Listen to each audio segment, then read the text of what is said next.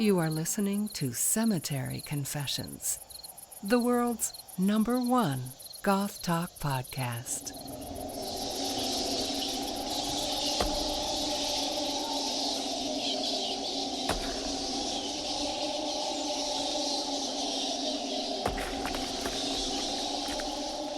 All right, hello and welcome back to Cemetery Confessions. This month is dedicated solely to gaming, specifically video games, but we'll probably touch a bit on tabletop games as well. Specifically on this episode, we're going to explore the cultural crossover between nerds and goths, as well as wax poetic about some of our favorite video games, exploring how they have impacted our lives and how they've connected with our identity as a goth. The games we're going to cover are Vampire the Masquerade Bloodlines, Bloodborne, and Alice the Madness Returns. So as always, I am the Count, and I'm here with my co-host Mark. Hello, Mark. Hello there. And our special guest this month, returning from the birthday episode, is renowned gin connoisseur Forrest. Welcome to the show, Forrest. Thank you. Quick note, I was planning to have Kai Decadence of YouTube on this episode, and unfortunately he's having some internet Wi-Fi issues and won't be able to make it. He may be popping in at the end of the episode to give us some of the thoughts on Alice the Madness Returns, as that was his pick for this episode. We'll still give some of our own thoughts. So let's start here. You briefly talked about this on the birthday episode, but for anyone who hasn't heard that, just kind of give us a quick background on your story as far as coming into goth is concerned, and what's kept you involved for all this time.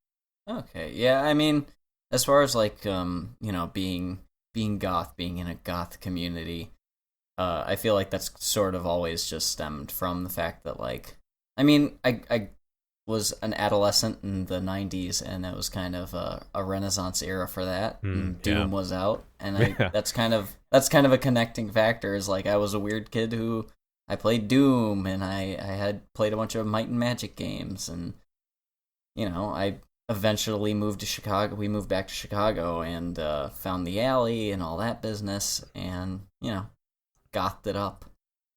And just so in case I don't miss it, do you have any projects you want to point people to? Not really. Or I mean, I have a YouTube channel. Oh, okay. I have a YouTube channel called Vocal Panda. I don't put a whole lot of anything super interesting on there. At this point, it's just mainly been me fucking around, like voicing over erotic fan fictions. Oh, okay. Yeah, I Final Fantasy X erotic fan fiction. No, my friends and I used to really enjoy doing like midnight readings of like the most disgusting, depraved fan fictions about like rocket power that we could find. So I have a bunch of videos about that shit, but I mean, you can look at that if you want. I need you to sniff my blitzballs. It's beyond what you would imagine. But yeah, we should have an episode just for that. Oh, you do not want to get me started on gross erotic fan fiction. Maybe I do, though. All right, we'll save that for after hours. Well, it is kind of after hours already, but yeah.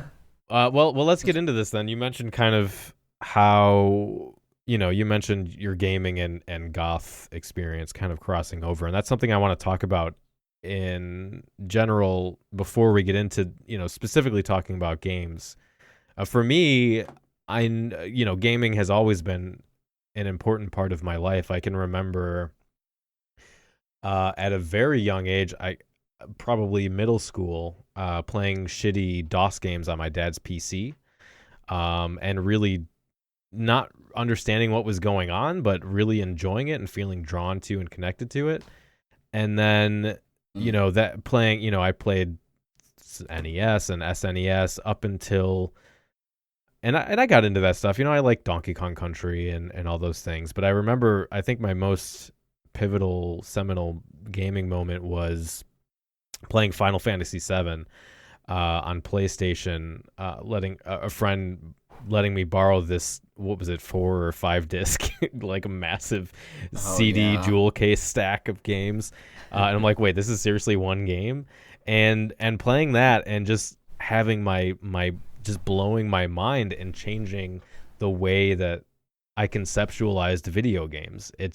They suddenly went from this kind of entertainment, distraction, kind of devoid of substance, to seeing video games as just as like an artistic medium, something that can have something to say about morality and culture and relationships and romance and those quiet moments alone inside my own head, and just everything that comes with the human experience. And that was really, really like mind-blowing for me at the time.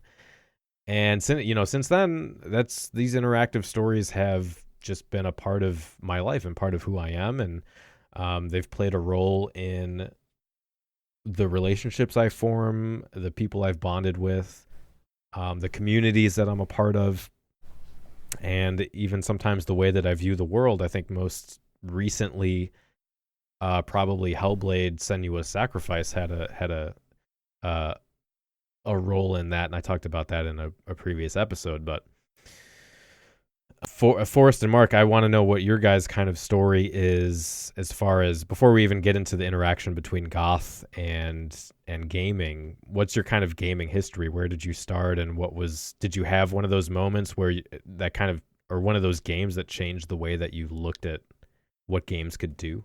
I mean, for me, definitely. I started gaming on PCs when I was like 6 or 7. The first video game I remember playing was Command and Conquer on Windows 95, and I sort of followed that trend of like PC gaming, because I grew up in a very poor household. Yeah, same. And we couldn't afford consoles. Yeah. We just had a PC, and so I was like, okay, well, I'll figure out what I can do with this. And I mean, that led me to find games like Doom. That led me to find games like this is a more obscure one, I guess, but Witch Haven, which is a 3D Realms like high fantasy game. Yeah, I've heard of that one. I haven't actually played it though. It's a really it's kind of like if you've ever seen the music video for Ronnie James Dio's Holy Diver. It's like playing that video. Okay. It's like playing in that video. You're like a shirtless barbarian with an axe kind of thing. But yeah, and then I mean, as far as like games that introduced a pivotal point for me that showed me, oh well, this is an art form. This is a medium of expression as well. I think 2001 release of Morrowind. Yeah. It was like, oh my god, this is like an expansive, endless world for me, and there's all this actual voices in this game, and all these varying NPCs, and they all have unique dialogue to an extent.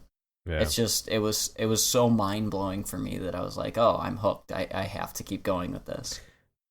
It's a shame. My story with Morrowind starts way after that. I won't necessarily get into it, but I did buy the Game of the Year edition, and it was either 2002 or 2003 at Best Buy, and I bounced right off of it because it was too. I don't know. It just didn't grab. Too much reading, too little direction.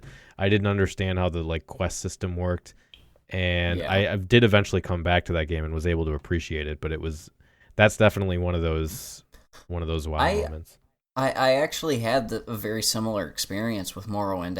I played it once or twice when I bought it, and I was like, I don't get this. I don't know what's going on.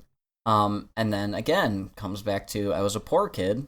Yeah, I got nothing every else. Other game I have. Yeah.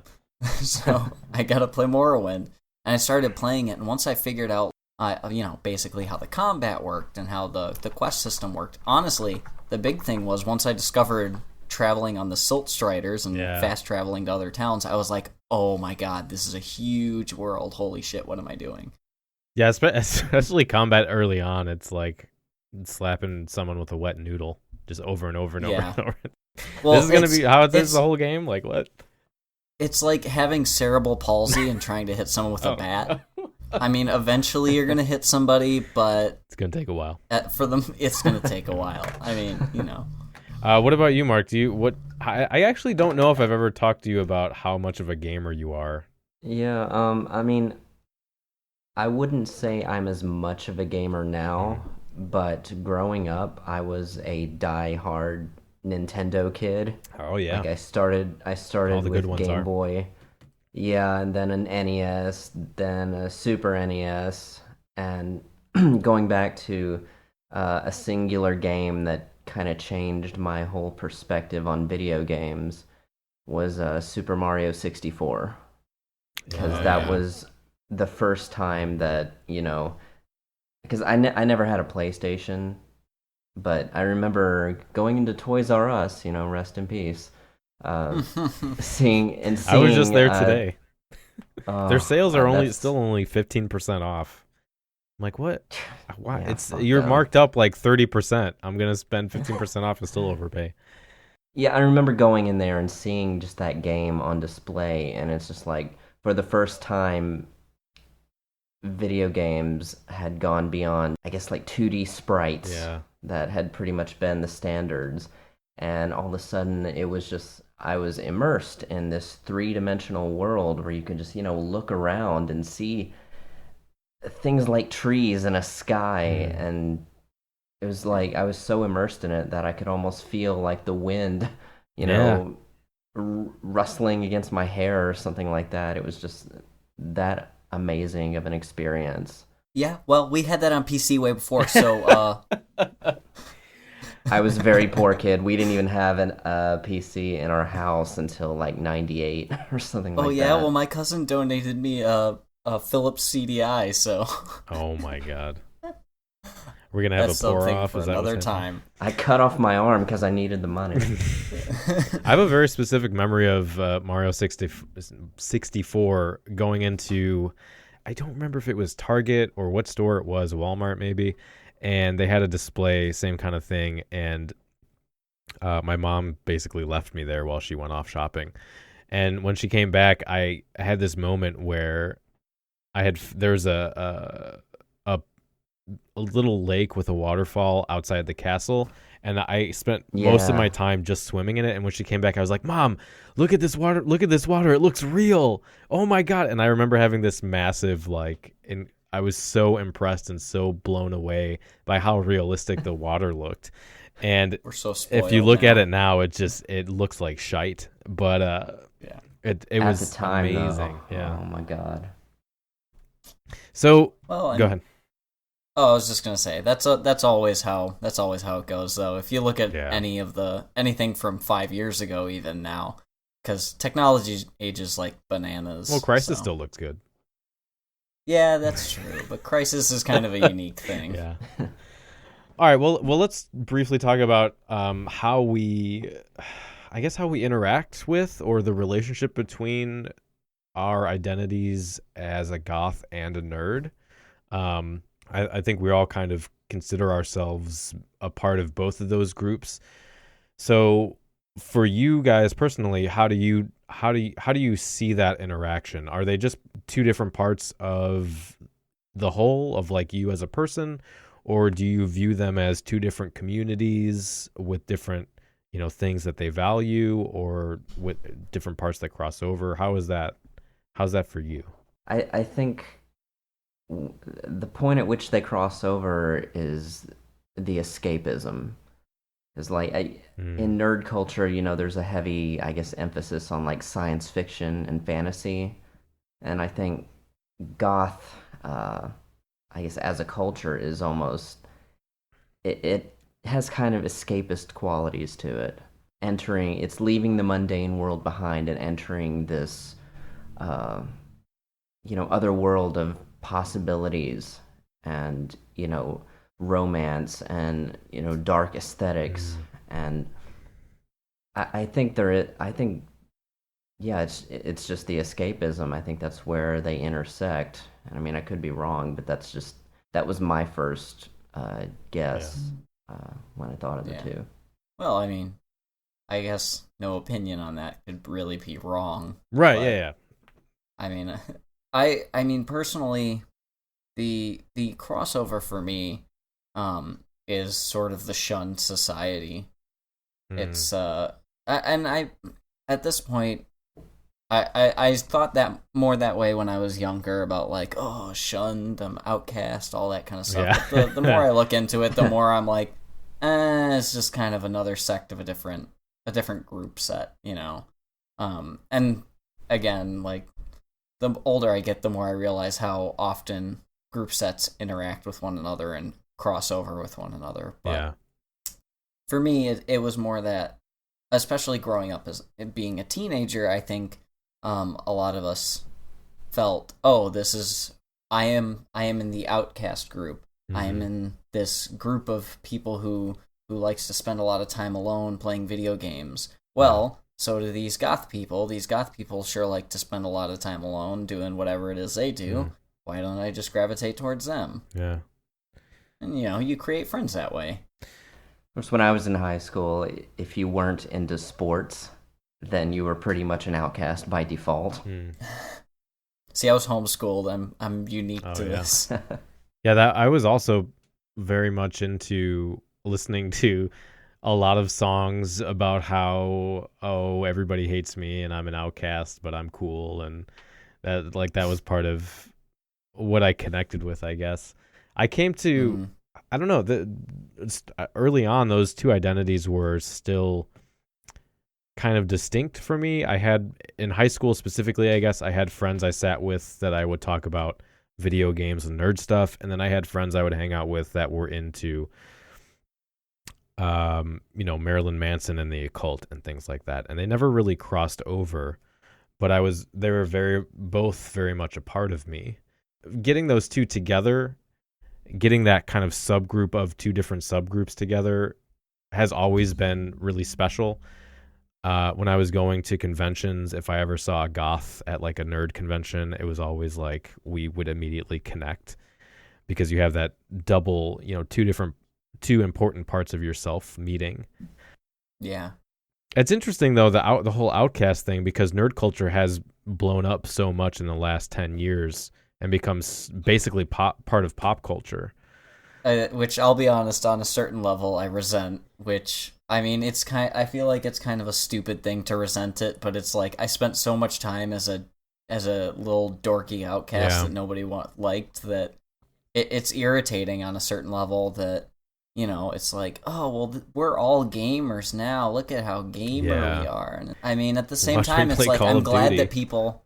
Exactly. At one time, I'm happy. Okay, well, everybody.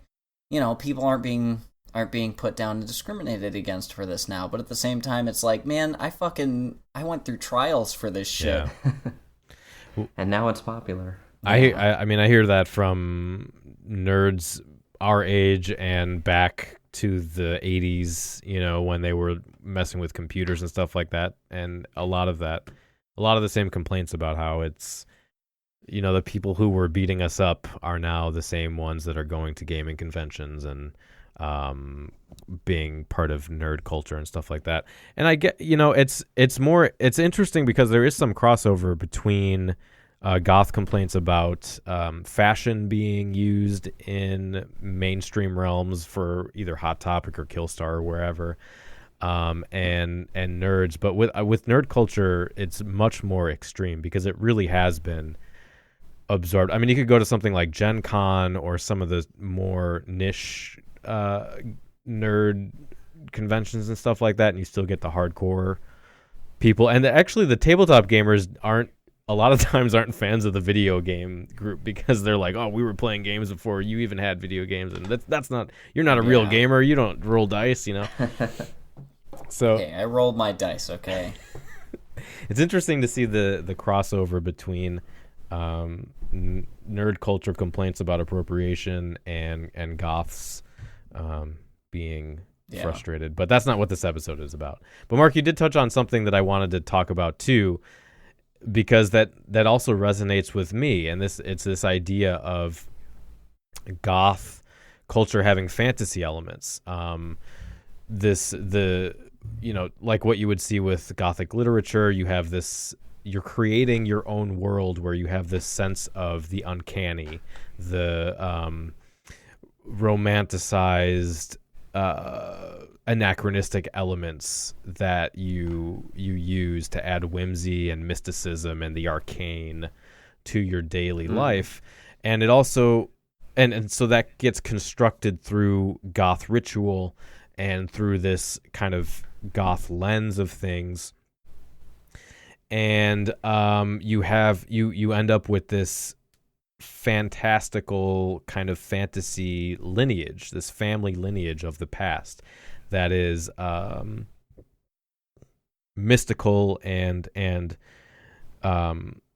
what's the word I'm looking for? Not made up. I can't think of it.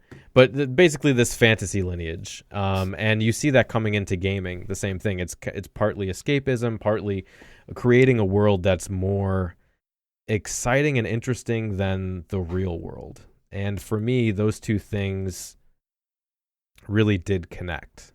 My sense. And it's a world that it goes beyond just reading literature. This is a world that you at least have a limited amount of control over. Yeah. In gaming. Yeah, definitely. Yeah. Because I mean, and I think that's one of the things that drastically differs between reading a book and playing a video game is when you're reading a book, you're being told a story. Somebody has written down a story for you that you are now following. When you're playing a video game, you are part of the story. You are one of the characters in the story. Usually the protagonist, but sometimes, I mean, in the case of Oblivion, you're the protagonist who's helping the main protagonist. Yeah. And sometimes, in the case of Dark Souls, you're actually the antagonist and just don't know it. Yeah. Yeah, there's a sense of, I was going to go somewhere else with that, but I'm actually going to just go on to the next thing, which is there's also this sense of this shared value system within nerd culture and goth culture, which revolves around like creativity and intellectualism and being dramatic. And they kind of express those in different ways, but I find that they're very much have a kinship between them, where especially if you compare it to something like I don't know, I don't like using the word mainstream culture because it doesn't really mean anything, but other groups of people don't value or kind of create systems of interaction and cultural capital around those attributes, especially in tabletop gaming. That's all about being creative and making your own worlds, and that's part of why I think vampires were so alluring to me when I was younger, because it was this other world that was more interesting than the world I was a part of. And that kind of comes with its own downfalls and drawbacks as well if you get too immersed in that. But it's they share this kind of thoughtful, creative fantasy world that makes the mundane bearable and interesting, I guess. Yeah. Well, I mean, when I was growing up, my dad's brother and his family, pretty much all of them at the same time, would play D&D. They'd have big D&D groups. So I was introduced to D&D pretty early in my youth, and I think I felt some of that there, but I couldn't fully comprehend it at the time because I was still just a child, and like when you're a child, the idea of creating a whole world, that's like an everyday thing. Yeah. But the older you get, the more you realize, like, oh, okay, I get it. I get what that is now. Yeah. Yeah, and I mean, but it also, it's not just pure escapism, kind of going back to what I was talking about with Final Fantasy for me. It is also, with D&D specifically, you're thinking through these broader cultural functions, like what's the morality system function? What's the ethics of crime and punishment, and how does this group of people, what are the dynamics between different personalities? How does that work? So it is to a large degree, while part of it is escapism, it also kind of functions as a way to work through these complex relationships and interactions in the real world and kind of examine who we are as people and why we behave in certain ways and what drives that just through a fantastical setting. Yeah. And I mean, I don't know if this I would even say this falls into the escapism route, but it gives you the opportunity to embody another personality, so to speak. Yeah. Do things that you wouldn't normally do, or experience what the reactions would be if you were to do things that you wouldn't normally do. Say, flip a table over and punch a barmaid. Yeah. It gives it gives you that outlet. There's conflicting studies about violence in video games. Some of the studies will say that it functions as a way to let off anger without having to do that in the real world. But it does kind of serve as a reflection, and that gets into the games that are the most meaningful, like what is it? Spec Ops: The Line would be one. I think Dark Souls functions like that if you spend the time to think about it. But that get into what are the actual consequences for you as a person, for the other person, for this other group of people when you behave outside of cultural norms and kind of give in to urges and things like that. What is the actual cost? And the games that blur the line and, in my opinion, come closest to reality, where it is a lot of gray and a lot of there's no real black and white, right and wrong choice, but it's like The Witcher does this really well, where you make a decision without having all of the information in front of you, and then throughout the next however many hours you kind of see the consequences of that decision play out in front of you. And I think games can do that in a really interesting way that you can kind of port over to your real life. Oh yeah, definitely. It's kind of about control, isn't it? Just an exercise in control and,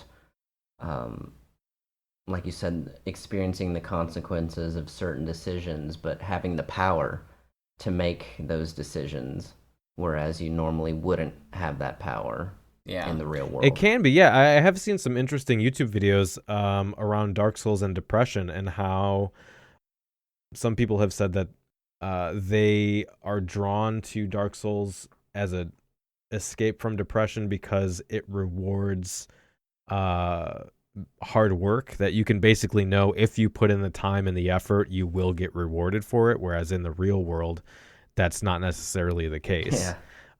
So you have this sense of actual progression and reward for time spent. So that can be another aspect to what's attractive about gaming.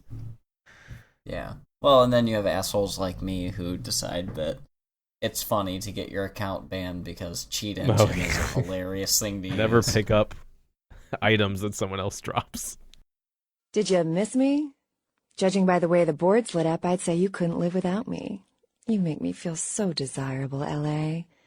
So many callers, so little time. If you don't get through to me tonight, don't let it break your heart. I'm here each and every a.m., so keep dialing those magic numbers and just maybe you'll be as lucky as this caller. Good evening, Deb. Yes, I think that's implied by the title of the show. Do you ever worry, Deb, that the world is going to end? I haven't felt that way since Brad Pitt got married. Do you have any idea how insignificant you are? When they start devouring the world, you will be but a bloodstain on their capes. I bet you say that to all the girls. There is a red star in the night sky. The blood of mortals and the blood of ages all will be consumed. They are coming. These are the final nights. Okay, well, good luck in the next election, Senator. All right, so I Vampire the Masquerade Bloodlines was a natural choice for this episode for me. I guess I'll start off with how I discovered this game. I actually heard about it in an issue of, now defunct Carpe Noctem magazine. I very specifically remember I was sitting in a hallway at the local community college waiting for class, and I came across this review in the magazine of the game, and I read through that review like 3 or 4 times before I went into class, and then that weekend I went to Best Buy and bought a copy. And it was love at first sight for me. It was, I already had some history with the World of Darkness, which I'll kind of get into a little bit. That's what the game was based off of, though. I had purchased the base rule book for that game. Are you guys familiar with that, by the way? Or have you played it at all? World of Darkness? Yeah. Or I haven't heard of it. No. Either, because World of Darkness is the umbrella for like mage and werewolf and vampire. And I have played Vampire the Masquerade, and I mean, after you're finished explaining, I'll be more than happy to explain my introduction to that game. Well, it was cool because, actually, funny enough, my parents I spent good money on some of those books, and my parents threw them away because they were evil, even though I hid them in my room. And those, hardcover game books when you're working at McDonald's in high school are not, those are expensive buys. So I was pretty pissed about that. But they have, I went on to read some of the novels that were in World, spent a bunch of money on the lore books, and, those books... Those mechanic books even are pretty unique in that they have a lot of story and a lot of lore to them. And there's even just lore books published by White Wolf, because that is really a story-driven system. And it was so believable and realistic that I kind of got lost in that world. So seeing that there was a video game, I was so excited because I didn't have the social skills to get involved, or really a group of people to get involved in playing a tabletop version of it. The World of Darkness, like I mentioned, is a gaming system which included vampire, mage, werewolf, and others. They had a medieval setting, but most of it was set in the modern day. That was just sort of a darker, more gothic kind of setting. There are official canon LARP groups, because again, this is a very story-driven system, so there are groups of people around the world that LARP for a weekend, and then that becomes canon within that world. The aesthetic of World of Darkness and Vampire takes cues from Gothic literature and history, as well as even goth subculture. Interestingly enough, there's a class in Mage. I don't remember what the subheading of Mage is, but there's a class called the Hollow Ones that are basically a love letter to goths. It's this very romantic, and it's basically everything you could think you could ascribe to a goth is that class. And there's a really good video, Nephilim. The Hollow Ones. Yeah, Nephilim and Corruptus, a friend of mine, did a video on this, which I'll link in the show notes. I suggest you guys check it out. But for me, I was always drawn to the Toreador because, Interview with the Vampire was my first introduction to vampires, and so that was like me to a T. The poetic, artistic, and kind of whiny, delicate flower kind of. Same. Yeah, so Same. Obsessed with poetry and art and twisted beauty, and the Toreador are like the musicians and the models and the writers, and they're always wearing elegant clothing and that kind of thing. I have all this background, and interestingly, there was this really big. I don't know if you guys remember this, but I probably remember mostly from the early 2000s, but also in the late 90s, there was this big goth vampire crossover. Oh yeah. You had I remember vampires were kind of popular just even on talk shows and reality television and stuff like that. Jerry Springer show. They had to. I don't think I saw Jerry vampire, Springer. They had a vampire like teenager on fucking Jerry Springer, man. And he was like, "I'm a vampire, and my parents can't tell me otherwise." It was that. I think he had like a strong Southern accent. Yeah. Oh man. Oh man. I remember on Tyra Banks. I remember they had a vampire episode, and there was a reality show. It was this whole like the psychic and sanguine vampire thing, and there's actually a lot of.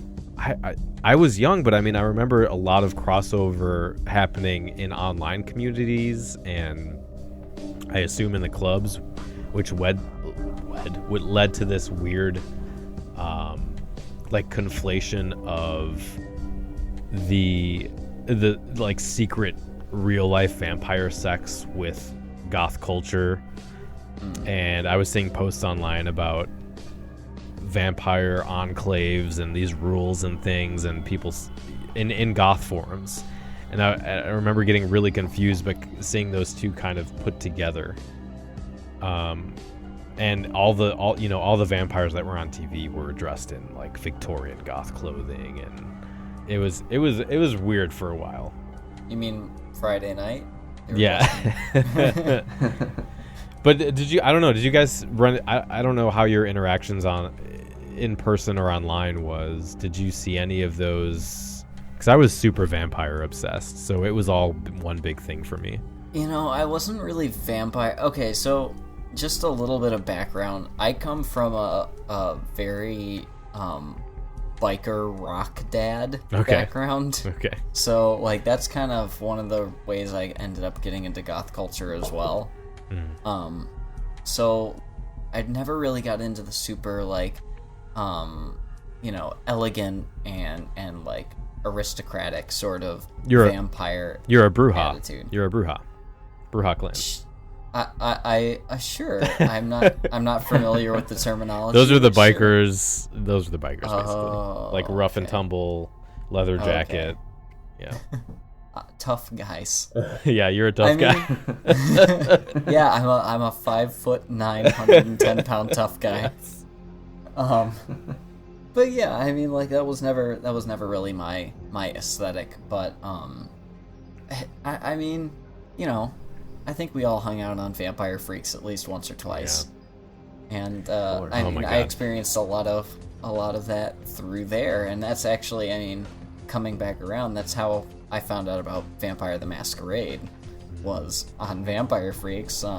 I was talking to some girl on there, and she was like, "Have you played Vampire the Masquerade?" I was like, "What is that?" She's like, "It's a PC game. You should download it." So I went and I torrented it to try and impress some girl, and I downloaded it and played it. I was like, "This is pretty neato." Ended up playing it through for the most part. I actually never beat it all the way through because I'm a big dork.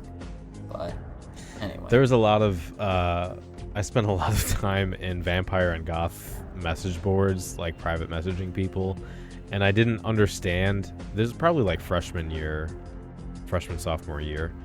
I was so sheltered, like I didn't understand what role-playing as a vampire was, and people just taking themselves too seriously were. So I spent a lot of time like actually thinking people were vampires and like sending shitty poetry back and forth in messages and things like that. Oh no. It was a fun time. It was exciting because it was like this whole other world I didn't know about, and I was, ignorant to. But I would cringe, I think, if I all goes back to escapism, I guess. Yeah. So the game itself, it's one of the gothest games I could think of. I mean, it was in a goth magazine. It's based on a system that's pretty goth itself. But the game is lauded a lot of times as one of the best RPGs ever made. Oh yeah, hands down. It's actually a long-running joke in the community that whenever Vampire the Masquerade gets mentioned, someone reinstalls it. And it's funny because I was doing a let's replay for Patreon, where I was just playing through some of the game, and someone literally was like, "Oh, I have that. I'm actually going to reinstall it and play it." Now that we're talking about it, I'm opening up Steam right now, and I'm going to reinstall it this second. And the cool thing about the game is that it's still supported by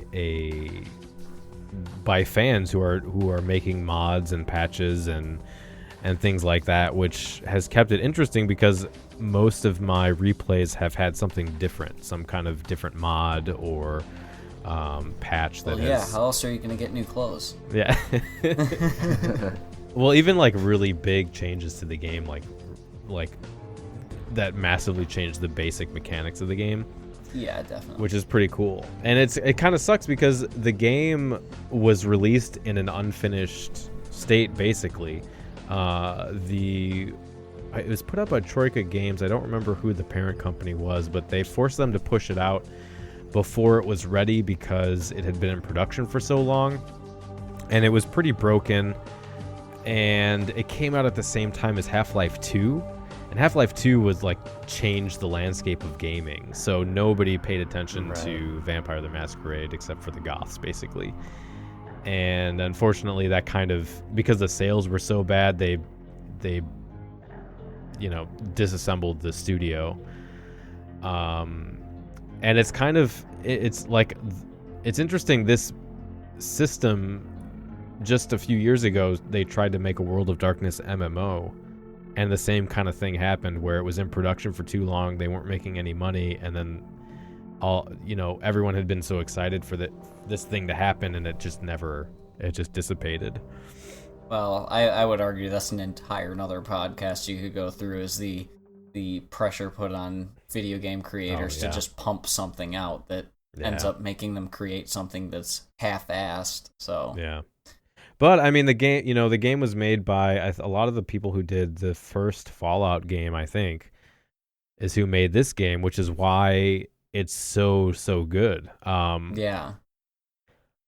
This is luckily, it's kind of a diamond in the rough, so to speak, as far as games that were pushed to a finish date, even though they weren't 100% ready. Yeah. Because there are plenty. I mean, let's just talk for a second about Sonic 06. I think that's really all I need to say about that. Is Sonic 06 is a horrible trash pile burning in the video game industry. Yeah, I never played it because I've heard tale of this trash pile, this dumpster fire. Yeah. Oh God. But so all right. So let me talk about what I love about this game. It's, oh man, I think a lot of it comes from the writing. It's not just like when I was younger, it was really convincing as this kind of vampire roleplay game, right? This kind of, the world building was so good and it was so realistic that I could pretend I was a vampire. But older me playing this game, there's a lot of themes that are explored about modern society. It kind of tries to delve into the dark side of human existence, which I think is what the World of Darkness system was trying to do.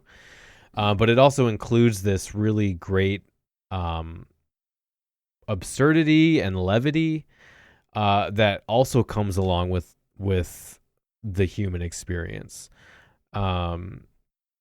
It basically uses vampires just as a tool to tell the story of human culture, which is what makes it so meaningful and so good, I think. It functions as like a social. There's so many levels to this game. It's social commentary. It's parody. It's literature criticism. There's a horror story elements. There's dramatic elements. There's black comedy. There's I heard it's really political. Yeah. There's It explores political elements and philosophical conceits, and I don't think in any of those areas it really drops the ball. It kind of tackles all these topics in a mature and informed way. Well, and I would argue too that one of the important things about it is it deals with these issues without being like a fucking hammer whacking you over the head, where it's like, get my message. It's like it deals with them in a nuanced way where it's like, okay, well, you have to work out the politics of these different vampire clans. And it gives you a specific sort of way of looking at it that makes you think, oh, well, this is the way that this works. This kind of reflects certain things that are going on in the real world. Yeah, and there's so much dialogue in the game, but that's what makes it great. That's what makes you feel involved, and it does a lot of the things that like Bloodborne and Dark Souls does, but it goes the opposite direction, whereas Bloodborne is more obtuse and the storytelling is limited. This goes the other direction and gives you tomes of dialogue, and I think it would be really, really easy to fuck that up. But they do it so well. Like every character you meet, every interaction that you have is meaningful and informs the story in some way. And on top of that, they build this incredible... I mean, the game looks bad now. What is it? However many years later. It came out in 2001, I think. But the atmosphere, the sound, the music, the places that you visit, it's done so well that I've spent a lot of time I dress up, sit in front of my computer, get drunk, throw in some vampire fangs, like plastic little things, and just I'm completely lost in this world and I'm in a different place. And I love that about that. So let me talk a little bit about gameplay before we move on to the next game. Because that's where a lot of the criticism comes in. But basically, the story revolves around you as a newly sired vampire. You are kind of forced into servitude for the prince, and you you go around doing his bidding, but you're also meeting different sects, SECTS, different vampire communities. You've got anarchs, like kind of getting into the political thing. You've got the Camarilla, which are trying to be the governing body of vampires and making the rules. You've got flesh-eating vampires. You've got the Sabbat, who are just these lawless, violent group of vampires who don't give a shit about humans at all. And you're kind of put into this world, and you have to decide where your sensibilities and your ethics and your decision making lies. And within that is this incredible depth. It's got such replayability value. Like, I mean, I've played it so many times now that it's kind of boring because I've done everything. But there's a lot of hidden quests, there's branching paths, there's hidden rewards. It's like, for example, if you can play as a number of different clans. So if you play as the Malkavian, which is the kind of they're like the crazy vampires. It's kind of heavy-handed in that. But your dialogue for the entire game is rewritten. All of your dialogue options, all of your interactions, they all have unique options, which is pretty crazy. Like, at one point you can get into an argument with a stop sign, and because the stop sign's talking back to you and you're like trying to tell it who's boss. If you play as a Nosferatu, it basically turns the game into a stealth game because you can't be seen in public because you're physically horrific, so you have to creep through the sewers. So there's a lot of depth to the game, but it also has this, it has these really personal human interactions, but there's also this greater story that does have this cosmic dread element to it, which we'll probably get to a bit in Bloodborne. But there's this existential threat of the ancient vampire, who is all-powerful, intelligent beyond anything we could ever experience or hope to understand, and trying to explore and deal with that. And it does it in a really good way, where, like I said, whereas Bloodborne is more ambiguous, this has so much dialogue, but really does it in a meaningful way that makes you feel involved with the universe and gives it that depth of atmosphere. So that's, yeah, and I like I said, the criticism of the game is that the combat kind of sucks. But a lot of that's been fixed in the patches. If you download the game and you install the unofficial patch and some gameplay mods, even all of that kind of goes away. So this for me was really, it's like the one of the most goth games I could think of, and one of the most interesting and meaningful games that I've played in my life. So that's, I mean, yep. In my opinion, just as far as like, fitting into the goth category, I would agree with you there. Yeah. Like Vampire the Masquerade is about as goth as it gets. Yeah. I'm looking at like gameplay videos of it on YouTube right now. Very much has like it sort of reminds me of like that game Max Payne on like PlayStation 2, I think. Yeah, it kind of does. Just like the gameplay, the style and everything. But again, I mean, it's not just, because it draws from the World of Darkness, which does incorporate a lot of goth subculture elements, but it's also got that history, at least for me, that history of that weird time period where vampires and goths crossed over and were getting put in, like, lumped into the same community. Again, I was really sheltered, so the first time I watched Interview with a Vampire, it just blew my mind, and that was like, this is what I want goth to be. I don't know, I was like 15, something like that. And so vampires have always held a special place in my heart, and I feel like the World of Darkness and Vampire the Masquerade does vampires in the best possible way. So, yeah. All right, let's talk about Bloodborne. Master Willem, I've come to bid you farewell. Oh, I know. You think now to betray me. No, but you will never listen. I tell you, I will not forget our adage. We are born of the blood, made men by the blood, undone by the blood. Our eyes are yet to open. Fear the old blood. I must take my leave.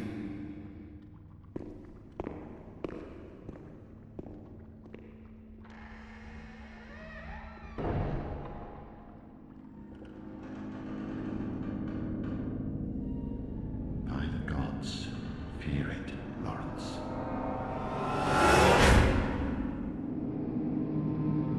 Bloodborne. I'm gonna drink. So, right, all right. Gotta take a sippy. So Forrest, where did you hop on the Souls train? Dark Souls 1. Okay. I was there. I was there right after the release of the Prepare to Die edition on PC. Okay. As soon as my friends told me, like, hey, this game is really stupidly fucking good, you should totally buy it on Steam, I was like, oh, okay, well, it's like, shit, it's like $30 right now. Or Yeah. It was I can't remember, but it was, I'm pretty sure it was under $60. Either that or I torrented it. I don't really remember. But I started playing it, and I played it for a little while, and I was like, yeah, this is okay. And then, I mean, I feel like that's the only way I'm able to complete games is... Hello? Oh my god. It's a person. Hey, Kai.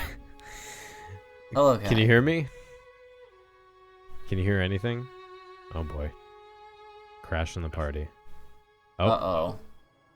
Hello? Yeah, can you hear me now?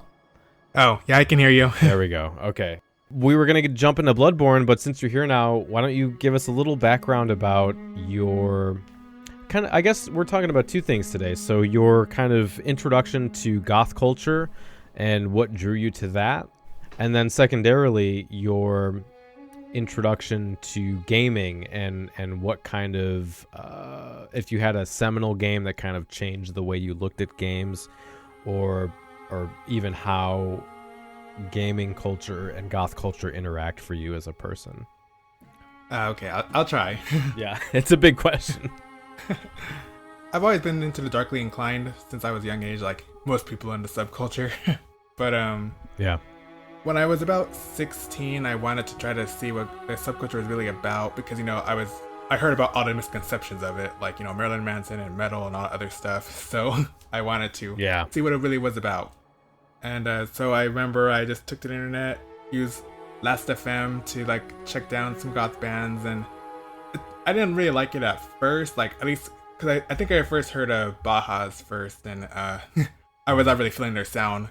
But then when I got around to, like, Susie and the Banshees and Sisters of Mercy, like, I finally found something that I finally found a sound I liked. And when I found 90s goth, like Rosetta Stone and Nosferatu, Love Like Blood, like bands like that, I was sold. So, for the most part, the music is what kept me around because I kept researching for more bands, and I kept liking what I was hearing. And, well, the rest is history pretty much, because the music was just really good. Yeah. So for gaming, I kind of talked about how Final Fantasy VII was a big turning point for me. I'd been playing DOS games on my dad's shitty PC for a while, but getting to play this kind of expansive world that had something to say about morality and culture and that kind of thing had a big impact on me. What's your kind of story with... When did you get started with gaming, and did you have one of those games where it kind of changed the way that you viewed gaming as an art? Well, I started gaming when I was about I want to say 6 or 7, because I remember my first gaming thing I had was a Game Boy Color, and I was part of Pokemon craze, like from the 90s. But we also had a PS1, and that's where I played the Spyro game, Spyro the Dragon, the first one. Oh yeah, Spyro was great. Yeah, I remember that. Yeah, like that game probably is what made me go, yes, I love gaming like this. I love the creativity of it all because like the game, these days the game didn't really hold up that well in terms of replayability because you could beat it like in 6 hours if you wanted to. But I just... Not to mention speedrunning.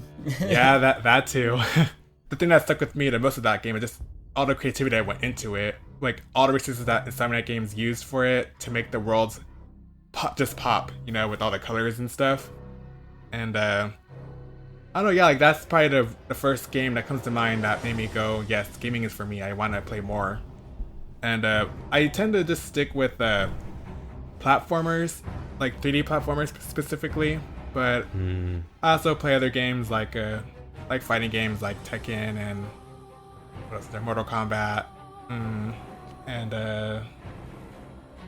just general, like, I'm not really into shooters that much unless they're like third person, so that's not really a genre I get into really. But an action adventure, so like Devil May Cry, Blood Rain, Castlevania. Oh, Blood Rain! I forgot about that game. Oh man, yeah, there's like 3 of them, right? Yeah. There was 2 on the PS2 and GameCube. Or no, the first one was multi-platform. Second one was PS2. Then there was supposed to be a third one, but the company went bankrupt. Oh, okay. And some other company, I think Way Forward, they got the rights to Blood Rain. They made a game called Blood Rain. God, I can't remember the name of it, but it was different. It was done in a 2D kind of style, similar to Castlevania games. Okay. And yeah. I'm gonna have to. I don't know. I didn't really care for the third one because I don't know. I just wasn't feeling it. The movies and the games all kind of blur together for me because they were all the same. Oh quality, God, the movies. Nah, the movies are just lame. I'm sorry. I didn't care for them. But I remember it's like Resident Evil. We'll just not talk about movies. It's for the best. All right, cool. So let's jump into Bloodborne here then. Forrest, let's get back to what we were kind of talking about, your introduction to... Because I think before we get to Bloodborne, we have to talk about your introduction to a Souls game because it's so different from everything else. So what was that initial shock, I guess, or that initial interaction with a Dark Souls game like for you? I mean, it started out with I do this with a lot of games where I'll start playing it, I'll get past like the first boss or something, and then I'll just set it down for like a year. And that's what happened with Dark Souls. I set it down for like a year, and then I was like bored one day, and I said, I never played that Dark Souls game all the way through. So I picked it back up and I started playing it, and I just kept dying, and I was like, okay, why am I enjoying dying in this game so much? I don't get it. And I think it's because you realize that some games there's a lot of RNG involved, and you feel like that was bullshit. That didn't count. Yeah. But this game, it's like if you did something wrong, you feel like, okay, that was my fault. I attacked one too many times or something like that. Yeah. Or I didn't go about this the right way. It really makes you think on a different scale than a lot of other games, I feel like. Yeah. So I mean, at first I was really kind of like irritated by it, but the more I did it, the more I really loved like dying, which made no sense to me. So yeah, Bloodborne was actually my first introduction to Souls. My wife had bought a PS4 and that game came with it, and she was the one who played it, and I just kind of watched and laughed as she like almost put her controller through the TV. And I was like, yeah, there's no way I'm playing this. And then so my first Souls game was actually Lords of the Fallen, which is a Souls ripoff, but I didn't know that at the time. I thought it was just a fantasy game. There was a week when my in-laws took our son to Disney World, and it just looked like a fun like fantasy game until I started playing it. And it was like, why is this so hard? And I didn't even realize it was a Souls ripoff until after I beat it, and then I started looking it up online. I was like, oh, well, she's already got Bloodborne, I might as well play it. And going from Lords of the Fallen, which is twice as slow as like the slowest Dark Souls game, to Bloodborne, which is the fastest of the Souls games, was a nightmare. I'm sure. 20 hours. I think it was about 20 hours before I actually got to the first shortcut. And I was just about to quit, and then once I hit that first shortcut, it was just like this massive dopamine hit, and this is how this game works. There's actually tricks to it, and there's this crazy world design, and that was when I got hooked. But so what's, did you just start Bloodborne because it was the next part of the Souls series? Or for me, it was this draw of this crazy Victorian werewolf world, which looks super gothic. I was super interested in Bloodborne, but for the longest, like, I didn't play it on release because I didn't have a PS4, and so I had played through Dark Souls 1, I had played through Dark Souls 2, I think I had just started playing Dark Souls 3, and my fiance's roommate had a PS4, and I realized if I pick up a used copy of Bloodborne, I can play this while he's at work. And so I started doing that. And I mean, I'll admit, I still haven't beaten Bloodborne because I just haven't taken the time out to do it. Oh no. Yeah, I'm a filthy casual, don't look at me. Well, I failed because I had the DLC, and I played through the whole main game, and then I went into the DLC, and I got halfway through, and it was just so hard. But I had nothing else to do in the main game, so I was like, I'll just go kill the final boss, get a bunch of souls, and then go back to the DLC. And so I went and killed the final boss, and then the game started over and went into New Game Plus, and I was like, what? I have to play the entire game again to get back to where I was in the DLC. Welcome to Dark Souls, motherfucker. Oh man. Oh my god. Yeah, that's what happened to me with Dark Souls 1, the Prepare to Die edition, because you don't realize that you can do all the expansion stuff until you've already beaten the boss of the game. You beat Gwyn, and then you're like, oh wait, there's a whole like expansion area. And my friend who was like playing it with me at the time, he was like, "Oh yeah, did you not do that? We'll just start from New Game Plus." And then went through it again. But I spent a lot of time in Dark Souls 1 and 2. Yeah. So let's see. In your view, how does the game kind of work as I don't know, is it more of an atmospheric game? Is it more like a horror game? Is it just kind of like a weird, funny a Dark Souls game? Bloodborne specifically to me is I mean it holds the like combat aspects, a lot of the combat aspects of Dark Souls. But I feel like all of the Souls games and all of the From Software games really are all aesthetically driven games where it's like you're not playing this game, you're not in this world just because like the gameplay is unbelievably superior or you just like dying. It's like you want to explore the world. Like it's so beautiful, the environments that they put together and the feeling that they're able to give you and express through these environments that they've created are so like awe-inspiring that you just you yearn for more as you go along. And I think it works so well as a horror game when you compare it to a lot of the other horror games I play, which are like a lot of survival horror. Because Amnesia, did you play Amnesia? I haven't played that. I think you need to play Amnesia. That's kind of has like similar storytelling elements, right? Yeah, except it feels more like a horror game because you can't really fight back a whole lot. Yeah, but see, that's the thing. That's the thing with a lot of the survival horror games. Kind of like Bloodborne. You don't. It depowers you whether you have limited ammo or weapons or that kind of thing. Whereas with Bloodborne, it gives you all the tools and you can be aggressive and you have the power. In Outlast, you don't even have a weapon. You're basically running away the entire game, and that's where the horror comes from. But this, Bloodborne really empowers you as a player and still manages to scare the shit out of you the first time you play.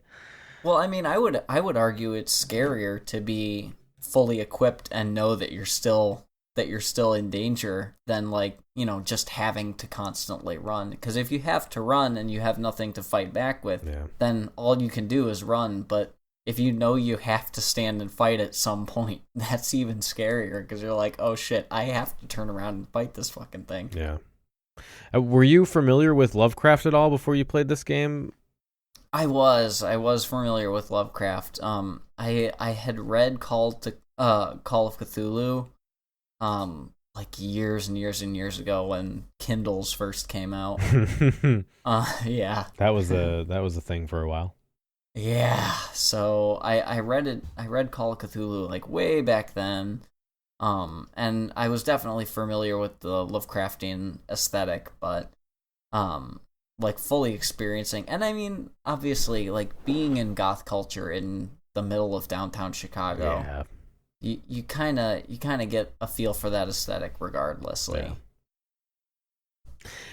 Yeah. So how did you feel it was? I mean, I don't know how far you've gotten in the game. I don't want to spoil stuff for you, but how did you feel that? Oh, don't worry about spoilers. I have a very short-term memory. Okay. So how was it then? How do you think that played out, going from the kind of classic monsters to the cosmic horror part of it? I mean, it was weird because it kind of reminded me of almost a hybrid of a Resident Evil game and Dark Souls. The Dark Souls lumbering heavy, dangerous feeling enemies, and the creepy tentacle having bizarre monsters that come out of Resident Evil. You know what I mean? Yeah. It's it's very unique. It's very unique in its aesthetic, I feel. Yeah, I think once it gets the problem is, I think once it gets towards the end of the game and you have the big reveal with the alien stuff and you have this kind of understanding of what's going on, is when it loses the horror element, the scary part of it, because I think a lot of the I'm cool. I like the Elder God concept in general. But once that kind of external threat becomes solidified and quantified, it's kind of less terrifying because you have a idea of what's going on.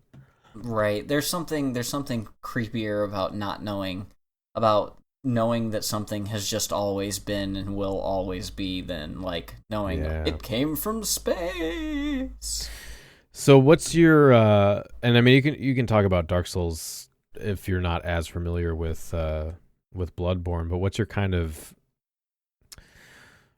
well, I guess with the first Dark Souls game, once you played through it, at what point did you start looking up lore or trying to understand what the story was? Did you finish it and feel like me and feel dissatisfied with what was going on and feeling like there must be something more to this and getting all the lore stuff? Or so, believe it or not, I actually was reading up on lore as I played through the game. Okay. Which I feel like a lot of people, I guess, don't do. But like as I was, when I knew that the next boss, because I'm a filthy, disgusting casual. I read walkthroughs. I like to know what's coming ahead. No. That's just ruins. Oh man. See, it doesn't though. It doesn't preserve the mystery. No, because I mean, yes, on certain levels, and I mean sometimes it that does happen where I'll just I'll stumble upon the next boss, or I'll take a weird shortcut and when I'm exploring, and I'll end up at another boss or a secret boss or something like that. But then usually if I run into that boss, I want to read about it. I want to read like who he is and where he's from, and I like that information. Some of my favorite moments from Dark Souls games are the traps. The first time in Dark Souls 3 when there's a Black Knight looking at the painting of Guinevere, and you're like, oh, I'm gonna fuck this guy, I'm gonna backstab the fuck out of him, and you get right up to his back and then get shot with this great bow, and you're like, oh, you fucked me again, Dark Souls, you caught me. I love that shit. So I will clarify, when I say read walk, I don't mean like I read every aspect of where to go in the games. I guess this would probably, I'm 2 drinks in already. Yeah, that's just let me be. But I should clarify, it's mostly just for boss strategy more than like walking me through the game. Because when it comes to like getting between boss areas, I usually like to explore a little bit more. Right. But yeah, no, Dark Souls is really good at being like, oh hey, surprise, motherfucker. Yeah. I think a good example from Dark Souls 1 is the goddamn balance beam walk when you first get to Anor Londo. You have to like walk along the ceiling rafters, and you're like, what the hell is this honky tonk shit? And then people are throwing daggers at you, and you fall off the damn balance beam, and you're like, this is absolute horse garbage. R.I.P. Tarkus. Yeah. My iron bruh. So, well, what was that story experience like? What was the mood like for you? How did you like the way the mechanics work with the new system and all that? I mean, I felt that it flowed just as smoothly as Dark Souls. There was actually even a little more combat fluidity, I would argue, in terms of being able to switch from, the single hand and blunderbuss or whatever you happen to have in your offhand to the two-handed weapon, because I much prefer that kind of combat situation, because sometimes you want to hit stuff really hard, sometimes you just want to tap stuff. But yeah, I just thought it was really well put together. As far as the storyline goes, I'm gonna be honest, I'm real bad at this is the problem. What's gonna happen is I'm probably in the next 6 or 8 months, I'm going to play through the entire game because I will be like, I'm bored, which has happened every single game I ever play. It's like, I'm going to put this aside, and then a year later I go, you know what, I'll just beat it now. One of the surprises for me was that it seems like Bloodborne is kind of a natural draw for goths, and just because of the atmosphere and the aesthetic and everything. Yeah, if I may interject, like I have Bloodborne actually. I just haven't gotten around to playing it yet. But the thing that drew me in was definitely the art style, like very dark and macabre. It's that perfect balance of of like the dark, grimy aesthetic and the fanciful, Victorian era collars and floof and funny hats. Don't forget the plague doctors. Yes, never forget plague doctors. So, well, Kai, since you weren't here on that kind of train of thought, what's your experience as far as the two different communities of like gamers and goths, and the interaction between the two of those? What is that like for you personally, as far as your identity as either a gamer or a goth, and then your interactions with both of those communities? Is there a lot of crossover there, or do they kind of sit in their own circles? I feel they have a little bit. Like when I was in school, there were no any. God, sorry about that. No, it's all right. There weren't that many goths in my school, so I mostly just hanged around with the nerdy kids and stuff, and we got along great. Like, our love for games is what really brought us together. Where even though they couldn't really understand why I was into like the goth stuff, like it didn't really matter in the long run because we had the passion for gaming that just kept us glued together.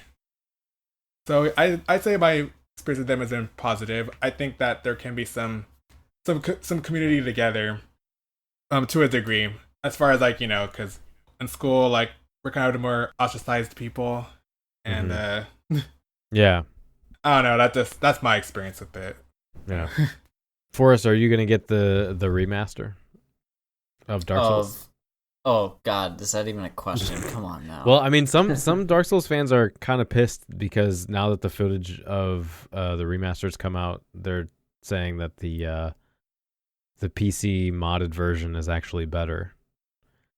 Oh well, see, here's the thing. I want to play it on my PS4, and I need to hold on. Let me read my rec scrubs. I need to rec scrubs. That's what my contract says. Yeah, that's what I'm excited about, is having that world populated again, and because there's this mechanic. For anyone who doesn't know, there's a mechanic where you can invade other players or you can summon players for help. So if with Dark Souls now, the game being so old, there's not a lot of people playing concurrently. But with the remaster, now that you're going to have so many old and new players jumping on, you're going to be invading like brand new players who are terrified and don't know what's going on, and you're going to... Yeah. And I think we should clarify that because, a lot of people are familiar with, like, WoW-esque PvP. Yeah. We should clarify this is not WoW-esque PvP. This is, I'm playing through the storyline. Oh no, why is that red man here? Oh no, his sword is very big. Oh no, I'm dying. That is how Dark Souls PvP works. It's basically a big shaft in your butthole while you're trying to beat hard bosses. And that's the other important thing, is you have to make sure to invade on places that are very hard to get past. Oh, yeah. Because you're an asshole. There's so many times where I've been like, this is the 100th run to this stupid fucking boss, and now this asshole's gonna invade me, and I'm gonna have to use all my Estus to... Yeah. 4 words. Enter Londo Arrow, guys. Oh, no. Yeah.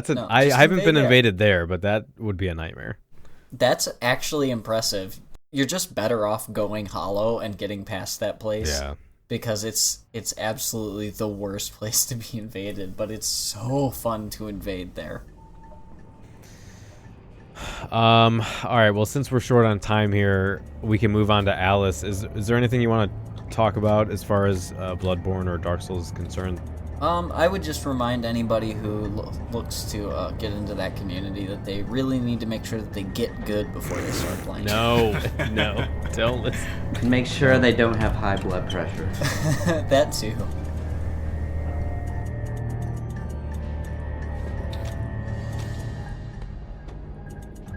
I finished my work and you're complete, Hatter. Now, what about this damnable train? I feel like a new man, or whatever I am. I feel like an unsprung spring, like an uncorroded gear, like an untarnished bit of metal that sticks in your eye. Answer me, Hatter. I'm suffering, and changes here are a cause, or they're a reflection, or the effect. What's going on? What are the new rules? The law is just a whisper away, away home to wonder who. Who knows how to measure rules with a ruler? Cruel rules. Idiot. I should have left you in bits. Come. The least you can do is help me discover what's going on.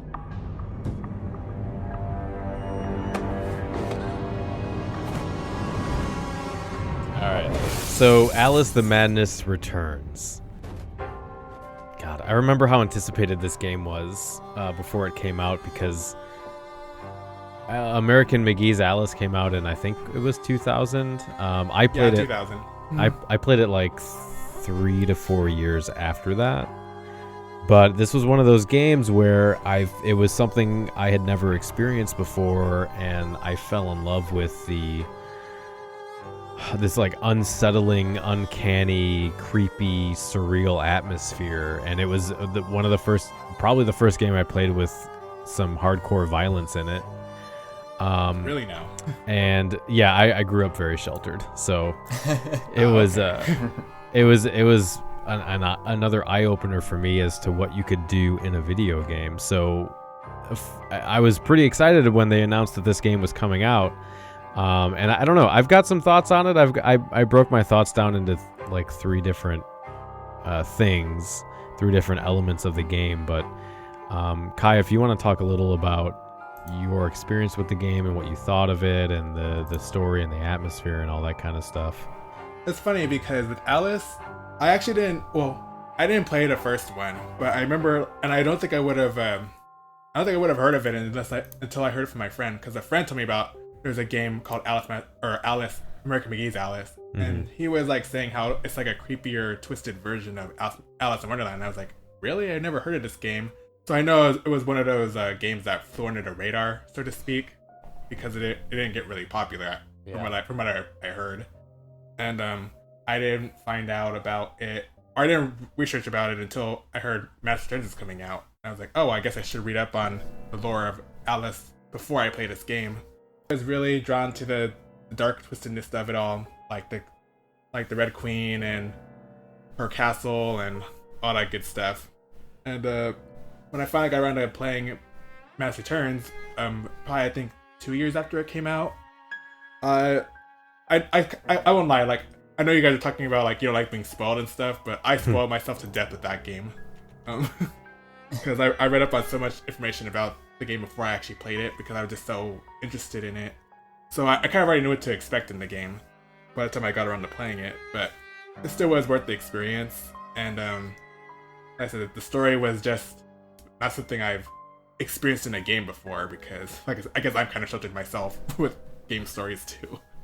But yeah, the story definitely got me interested to keep pushing forward. The worlds were cool.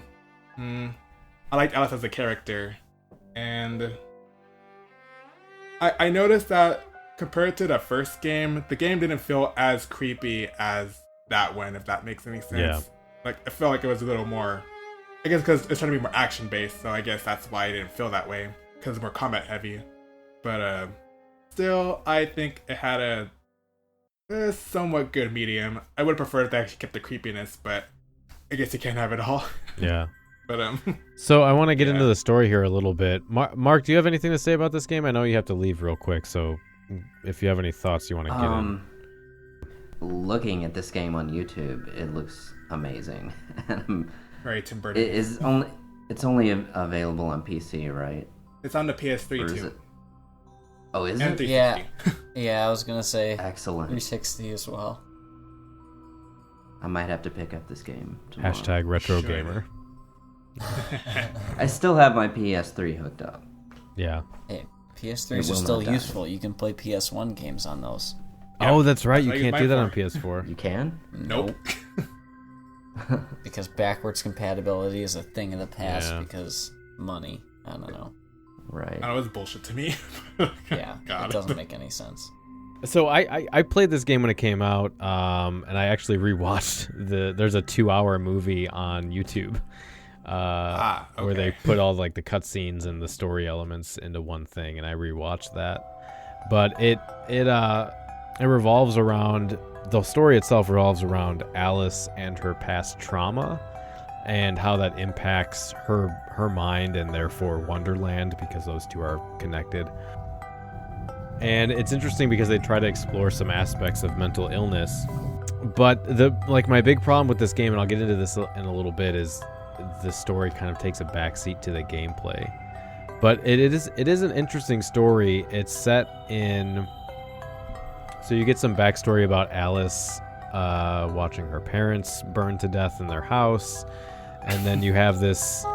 after that, she was committed to a mental asylum, and she was abused there. And then that's kind of where the first game takes place, if I remember. And yeah, then, but they didn't tell you about the fire, though, did they? Or not in the first game, no. Yeah. Yeah. And then she has this kind of continuing trauma where she's being used by her psychiatrist, and she's being taken advantage of by different medical professionals, and she's in this, like, she's dealing with the poverty of 18th century England, and all this stuff is kind of fueling her neuroses. So you run into all these characters through the game, and each of these real world, you get these cutscenes of the real world before she slips into Wonderland, and they all kind of correspond to these places she's exploring in Wonderland.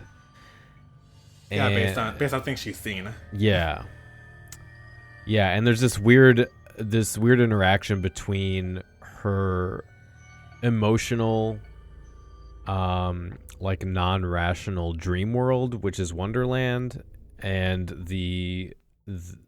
that kind of functioning as a way for her to understand and deal with the real world, and the kind of trauma and abuse that she's dealing with and can't interpret in a rational way in real life. And this actually comes out of this notion in 18th century psychology of dreams being used as a way to interpret hidden pathological states. And there's this weird, this kind of false dichotomy between fantasy and reality, where fantasy and imagination is used to subordinate rational thought, and that you can't have both of them at the same time.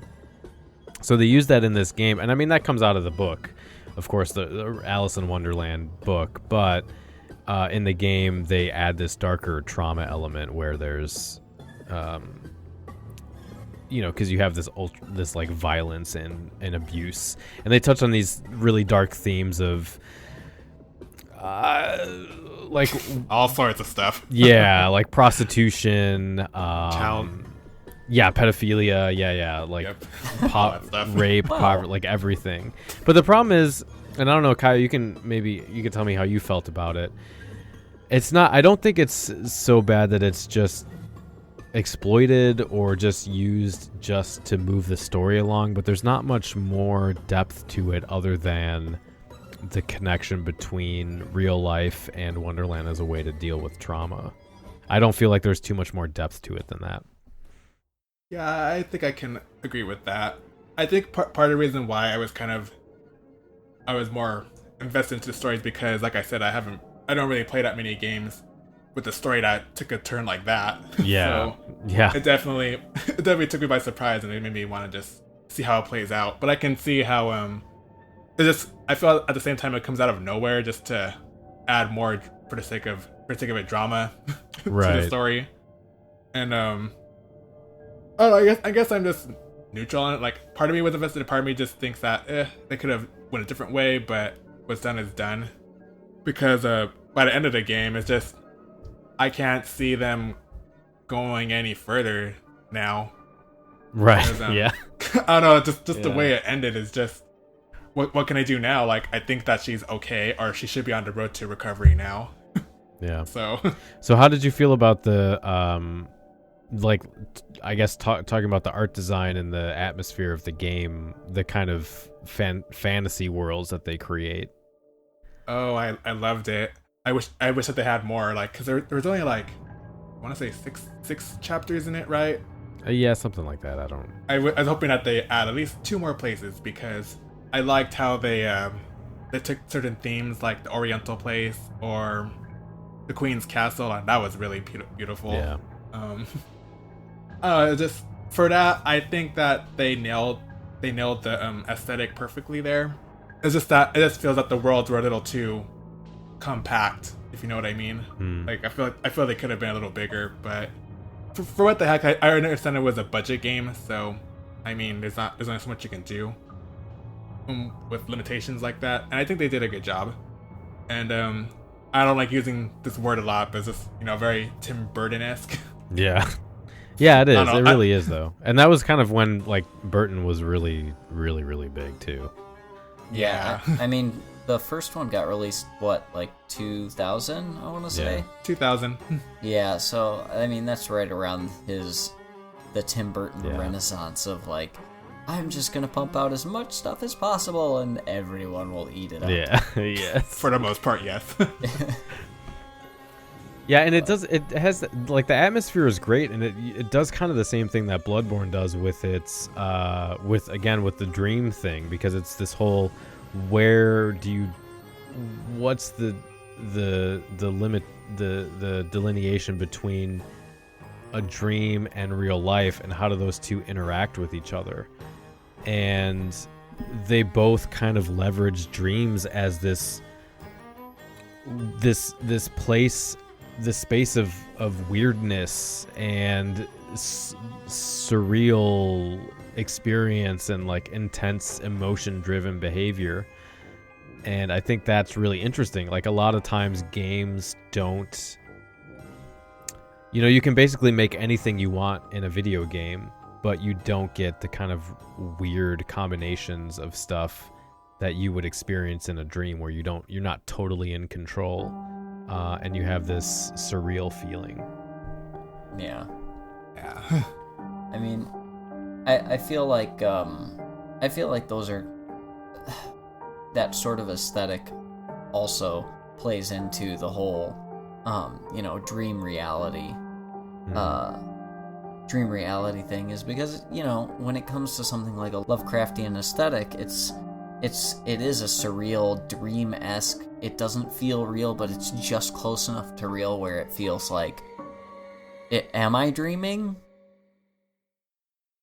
So I feel like that plays really well into the dark Gothic aesthetic. Yeah. Yeah, I agree with that. Because it also makes me think of, like, have you guys heard of the game Folklore? I've heard of it. Oh, well, it's another game that, like, I haven't played very much of it, but it came out, like, in, I want to say 2010, or no, 2006, actually. And it's just kind of the same thing, like, you're in reality one moment, and then you go to the fantasy world the next, and it's just the way they go about it, because she goes to some place where all the dead gather, and that's how they link her to the other world, because I think it has something to do with Irish folklore. Okay. I can't remember exactly what it. Yeah, I'll just talk about bending reality and fantasy. It makes me think of that game too. I highly recommend checking that one out if you have the time in the future. Yeah, I will, and I like how they. I like how they kind of blur the lines, and they kind of make it. They make the two worlds interact with each other, and it's not a kind of cut and dry kind of thing. Although I think Bloodborne probably does that a little better. It most likely does. But it's and a lot of the characters you run into in Alice as well, at least the main characters, are also these kind of weird, non-rational creatures, like people you would expect to encounter in a dream that don't totally make sense, but also kind of still have their own motivations. And the environment too kind of even plays into that, especially if you're talking about connections with Gothic literature.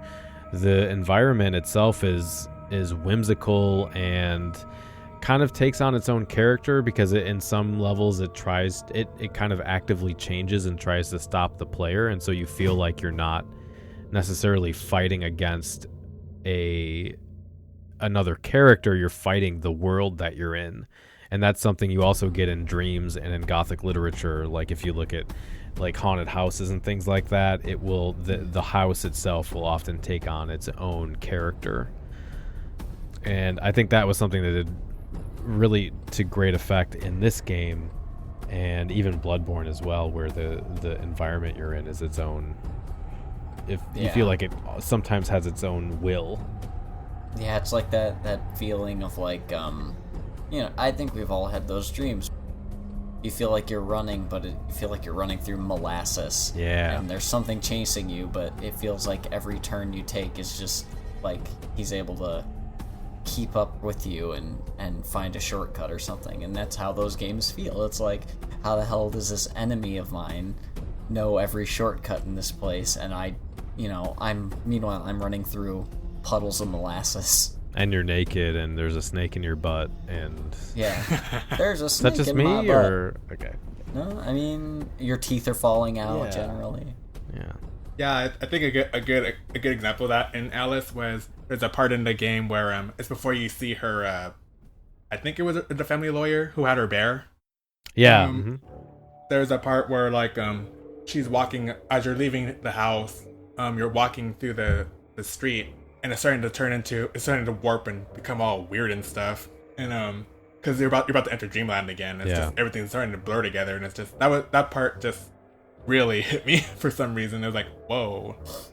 Well, it's very impactful. Yeah, it's part of it's those two different realities merging into one, which is why I think it's kind of frustrating, because they do touch on mental illness, and there was an opportunity there to. I don't think they do a disservice. I don't think they make it into a caricature or like a just a plot element.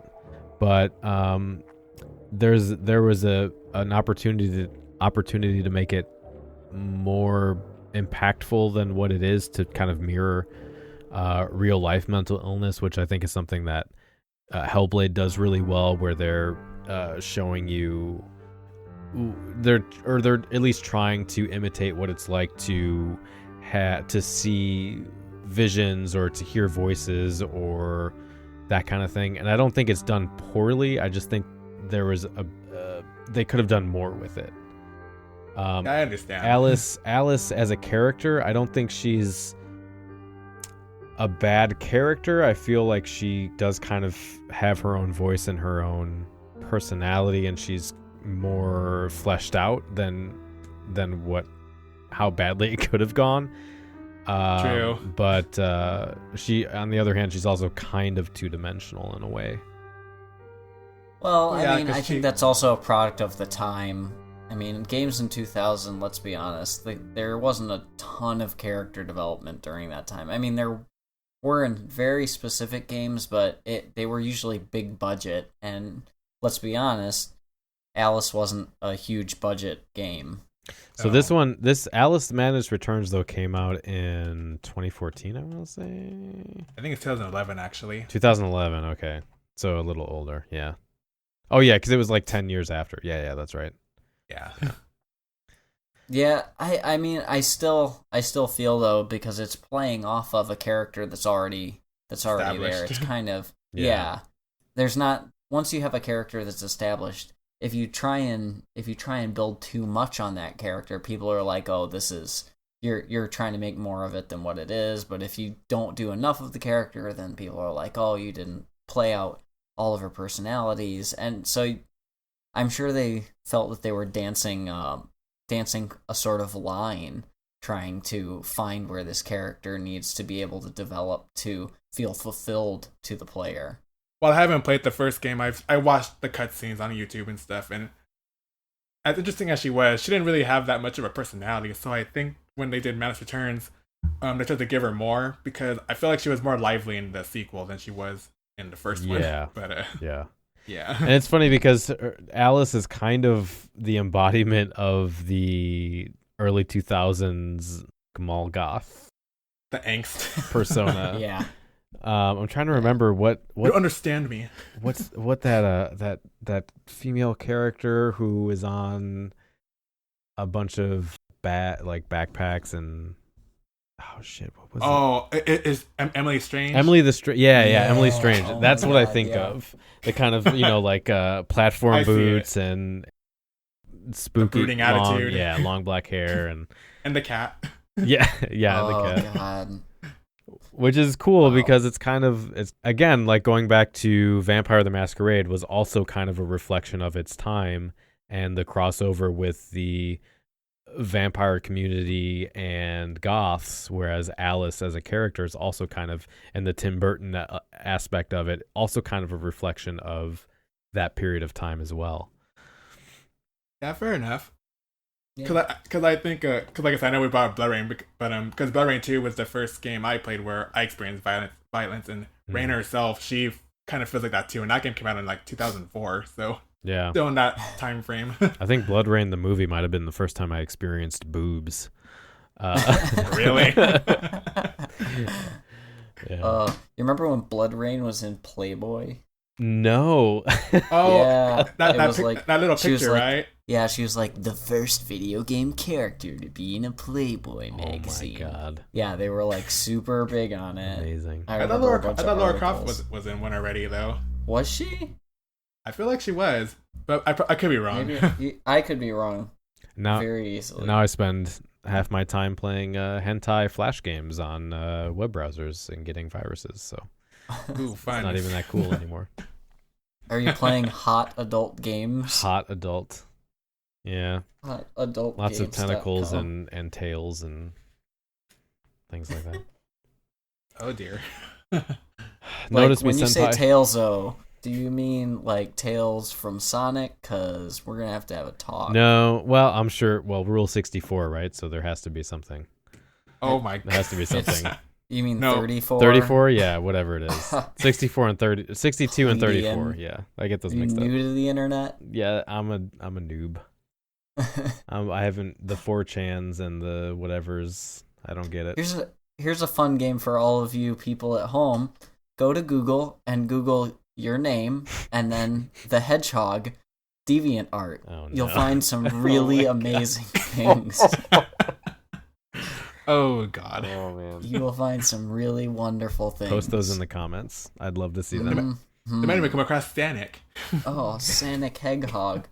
Oh my And god, if- what is that? I don't know what that is. Oh man, don't even get me started on Sonic. I'll go on a tirade. Start looking up stuff about Chris Chan. Oh my goodness, it's funny too. I've been watching a documentary about him. Like some guys uploading them every weekend, and Oh no. so fun. Okay, let's not talk about Chris Chan. I have no Okay. idea what's happening other than You that don't it's wanna know. sexually deviant. He's a very interesting individual. That interesting is a word for it. Yeah. Is that like the guy who is sexually attracted to his car? No. No, although I would almost argue Chris Chan might be worse. He maced a GameStop employee because they were trying to kick him out because he was in the store yelling that Sonic's arms aren't blue. Oh, for Sonic Boom, yeah. Yeah. Don't call anybody. Oh no. This is Yeah, this real? This was not like a Yeah, troll? no, that- It's real, no, all of he it. maced a fucking GameStop employee in the face. Oh, And man. right back to gaming culture. Yeah, I was thinking about that when I was trying to find, when I was considering the crossover between nerd and gaming culture and goth culture and Oh, the can we values. talk about Shadow the Hedgehog now? I don't know what The that is. Edge. Shadow the Hedgehog. You don't know what that is? No. Oh, Google him. no. You'll see what Oh, we mean. no. He's another embodiment of the 2000s. He's Sonic's goth cousin or something. I don't know. He has guns. Oh yeah, he looks familiar. I don't think I played a game with him though. You shouldn't. Okay. You're not Probably missing for the anything. best. Yeah. No, but to be fair, he did have a good presence in Sonic Adventure 2. But when they killed him off, then they brought him back, and that's when everything went to shit. See, I just stopped playing Sonic games when they stopped being 2D, to be totally honest. I heard you the one of newest those one was people? really good. Well, Horses? I don't know. Sonic, I don't know what it's called. I played, what was it? It's called like Sonic, the re-release, and there's like 2D version. I don't remember what it's called. I'm an old man. Sonic 4? Or not Sonic 4, Sonic Mania? Sonic Generations. That's what I played. Oh, okay. Yeah, It's okay. That was the last one I sent. It was. Oh yeah, look at that Shadow the Hedgehog hood. Shadow the Hedgehog hoodie. That is gold right there. Now when we're done here, you're gonna go Google Daniel the Hedgehog and see what comes up. Right. But yeah, I was thinking about that too. But going back to the crossover thing, I was thinking about how it's much easier to identify like sexist and hateful threads of nerd culture and gaming culture than it is in goth culture. Because like we were talking about earlier before you were here, Kai, there is some crossover with like being an outsider and valuing intellectualism and creativity and fantasy and that kind of thing. But I think it's a lot easier in nerd culture to find the kind of sexist, hateful groups of people than it is with goths.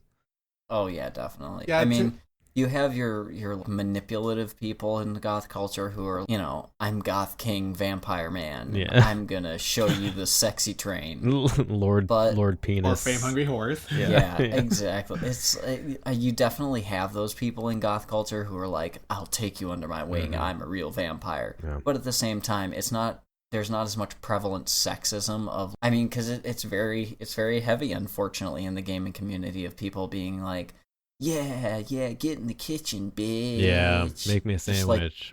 Yeah, the like dumbest shit that people could possibly say. Yeah, I think that's a good observation. I've noticed that too. Yeah, it's a sick world out there. I guess it's just important just to try not to take it too seriously. Cause that's what I do.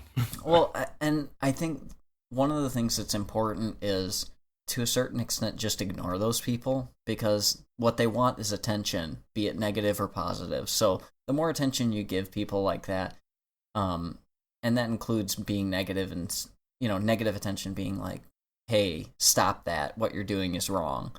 They want that. They want that attention. So if you just stop giving it to them, they're going to stop doing it eventually. Yeah. They'll get bored and move on, hopefully. Exactly. Yeah, 9 times out of 10. Does that work with annoying goths too? I don't know, man. I don't know. It depends on the goth. Yeah. It's kind of a in that aspect, I suppose it's a very different community, because when it comes to goth communities, at least from my personal experience, a lot of the time I have to talk to those people face to face. So if I don't like them, I make it very well known that I don't like you, go away. Well, that's part of it, because it's a smaller community, so you're going to end up seeing them at some point.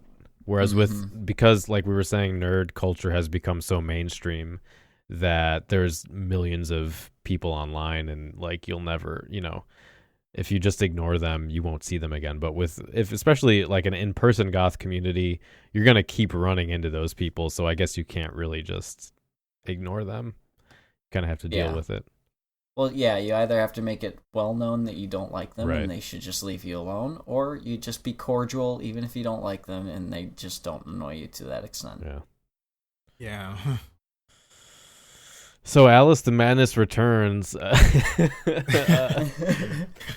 I guess I don't have too much more to say about that game. The biggest downfall for me with this game was the gameplay, because after a while it got really, really repetitive.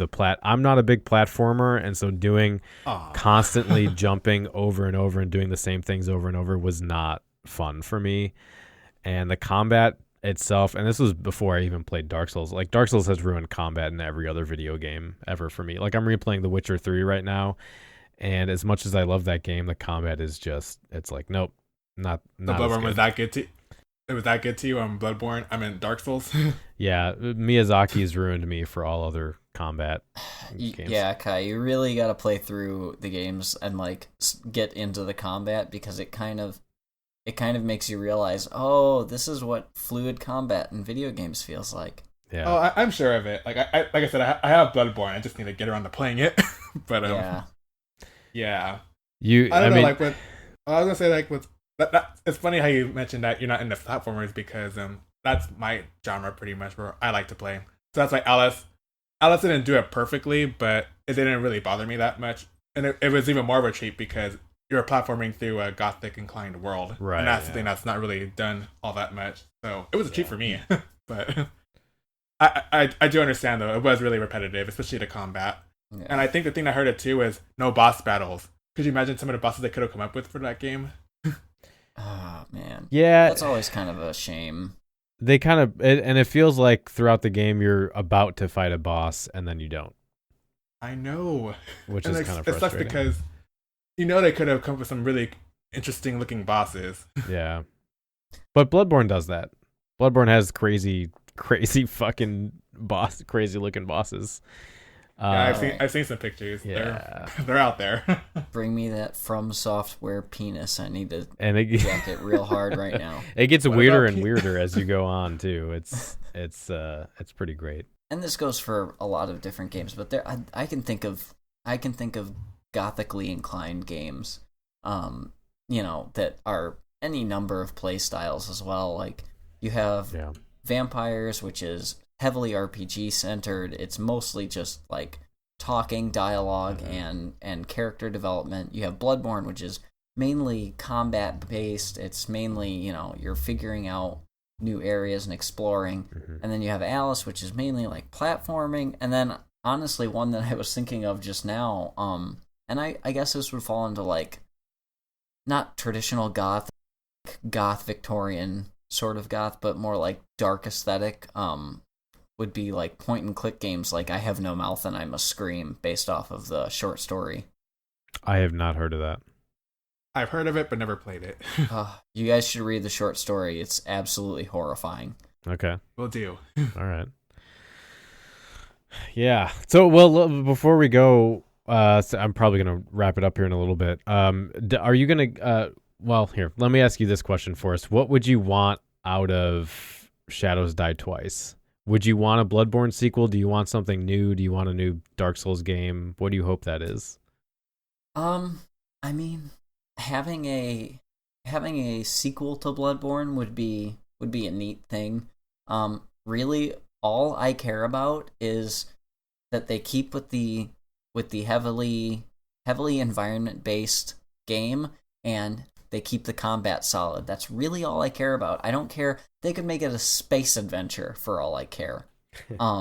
It's just as long as those key elements of keep me interested in the world, make the world a place I want to be in, and keep the combat so that I don't get frustrated and want to just set the game down because it's like, this was actually unfair. Right, yeah.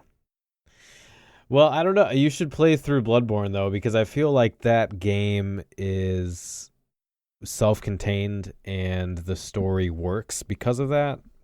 Whereas, like, with Dark Souls, the first Dark Souls game, the story is self-contained and the world feels lived in and expansive.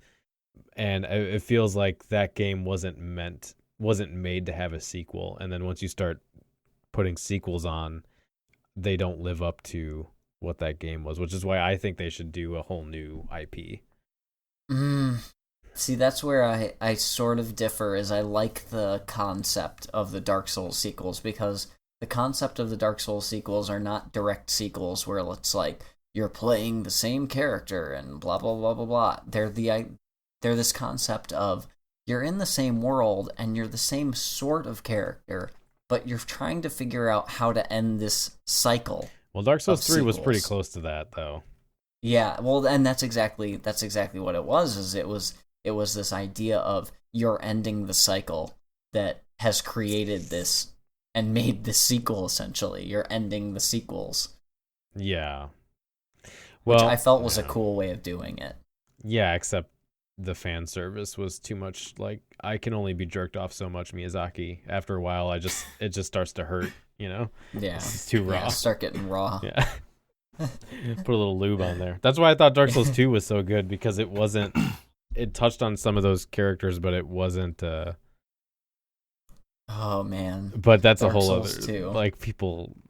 Let's just talk about the King's Ultra Greatsword. Literally a fucking statue on a stick, and you just whack people with it. Yeah. Oh, so good. That's one of my favorite weapons from Dark Souls 3 was the from the DLC, where you have the staff that has the dead king on it that's still alive and like screaming. And you like beat people with a half alive corpse. Like, I thought that was awesome. That always makes games more fun. Yeah. Crucifixion and torture. Yeah. Bayonetta style. That's where fun goes. All right, so I'm gonna wrap it up here. Unless there's anything you guys want to talk about specifically that I may not have covered. Yeah. But I wanted to give a shout out to the game Blood. If anybody hasn't played Blood for DOS, that is goth aesthetic, early as it gets. Okay. It's DOS. It's in the same style as like Doom. Mm-hmm. But it is entirely like Lovecraftian sort of. You're like a weird grave guy. Your first weapon is like a pitchfork. It's absolutely the style. So if anybody doesn't know what that game is, go check it out because it's really fucking cool. All right. Okay. Yeah. I was gonna ask though, like, because just around the subject, like Mm-hmm. the game Bayonetta. Have any of you ever played it before? No. Yeah, I played like a minute and a half of it. I know of it. I know the ideas behind it. Okay, well, I was just gonna ask, like, do you guys consider that a gothically inclined game, or? Is that the one where you run everywhere and jump on roofs and stuff? No, Okay. that's No. what the hell's the name of that game? Yeah, then I don't know what Bayonetta is then. Bayonetta, your sexy sexy Yes, I witch am, lady. Yep. You're a Keep going. sexy witch lady. I am, and yes. your clothes are made of your hair. Yep. And you have gun feet. Yeah. Cool. Well, so it's a game about me. Gotcha. Yes, it's called Daniel Ford Simulator. It is annoying though when I'm trying to get from one place to another and my gun feet keep shooting random passengers on trains and things like that, but well, you should stop doing splits in your weird latex hair clothes. Or making deals with demons. Yeah, that thing too. I don't know if I can do stop that. I mean, that's my bread and butter. You gotta make those demon deals. Well, Bayonetta, I'll put that on my list then. I don't think I've even seen a trailer for that game, so. Really? Yeah. Oh, wow, that's actually impressive. Wasn't she in wasn't she rumored to be in one of the like Smash Bros games or something? She is in Smash Bros. Played her. Oh my She's God. really cool. Oh my God. All right, thank you guys for hanging out. I know I'm sick, and Forrest, you've been up since 3:30, but I appreciate your sacrifice. Kai, since we kind of missed it in the beginning, where can people find you online? Because you've got a really great YouTube channel and some other stuff. Okay, well, if you want to find me, you can find me on my YouTube channel, Kai Decadence, or Kai _Decadence. Or if if you're an artist or something like that, you can follow me on DeviantArt. My username is RatchetJack, RatchetJak. And yeah. Best Sonic the Hedgehog porn you'll find anywhere. I made it in 2005. It was a long time ago. Sonic the Hedgehog and Miles Tales. And it was actually a combination of Ratchet from Ratchet and Clank and Jack from Jack and Daxter, because I was into those games at the time. So, yeah. I thought you were just talking about jacking your Ratchet or something. I don't know. You go. Thanks for hanging out with us again.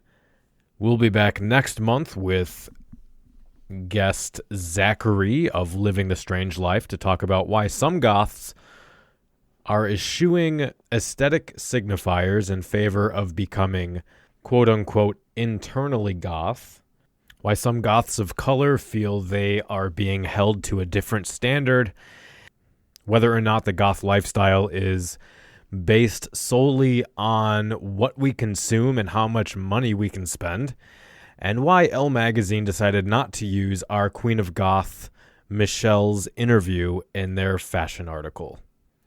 We'll also be reviewing the new album from the band Sashcloth and Axes, along with a few other treats. So I hope you will return next month to hang out with us again. As always, if you enjoy the show and would like some extra content, such as the live stream we did about a week ago with Andy Harriman and Trey talking about the history of EBM and whether or not trance has anything to do with that, head on over to patreon.com/cemeteryconfessions, where you can get access to our Discord server, early releases of episodes, and a whole bunch of other stuff for just $1 a month. If you don't have $1 a month, I absolutely understand. Please consider sharing an episode with a friend, as that is just as much of a help. Thank you again for being here. I appreciate each and every one of you. Until next time, stay dark. The preceding program is a member of The Belfry, a network of blogs, podcasts, and videos for the darkly inclined. Go to thebelfry.rip for more information.